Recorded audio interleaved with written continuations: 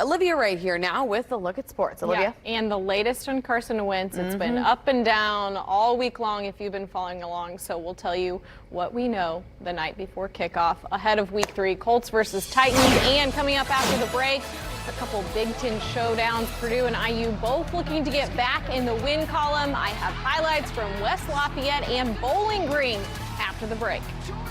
You're watching Wish TV. Good evening, Indy, and buckle up for the first road trip of the year. And let's make it a rivalry while we're at it. The drama ahead of Colts and Titans AFC South showdown in Nashville is expected to continue all the way up until kickoff, of course. And our coverage on the road with the Colts all season long begins right here tonight. Our Charlie Clifford with the latest details ahead of week 3.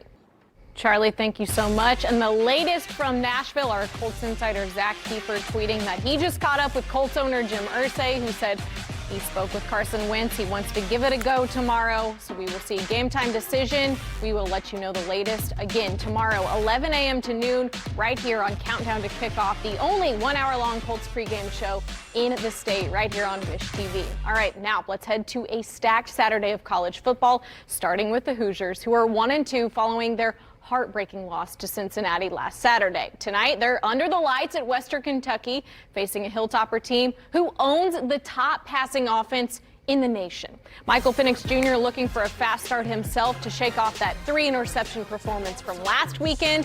And the Hoosiers, they were clicking early. They marched with an 11-play scoring drive, capped with the muscle of Stephen Carr from a yard out. Next time IU touches the ball, Penix takes it himself. The QB sneak puts the Hoosiers up a couple of scores, but in the second, after several early misses, we see Bailey Zappi find his stride. He goes 14 of 15 for WKU to finish the half, including that touchdown pass to bring the Toppers within 6. This game still going on right now in the fourth. IU's run game just punched in another touchdown to extend their lead 33-24. 4 minutes left. Full highlights tomorrow morning on Daybreak. All right, now to West Lafayette, where the Boilers have rival from the West out of Illinois without their star receiver, David Bell. He's still in concussion protocol today. So in the first, Purdue drawing up a defensive slugfest. Big George Karlaftis bringing down Brandon Peters. The sack seals the first of several forced 3-and-outs from Purdue. In the first half, they led 6-3. When we head to the fourth quarter, we are tied up at 6 apiece. Each team already with a pair of field goals, but one more from the Fighting Illini special teams, and they have the lead. 45-yarder right there for Illinois, which means we have to wait until 5 minutes remain in this ball game for the first trip to the end zone. Quarterback change in the second half for Purdue. Aiden O'Connell connecting with TJ Sheffield for the 14-yard touchdown grab. So that's another comeback from O'Connell.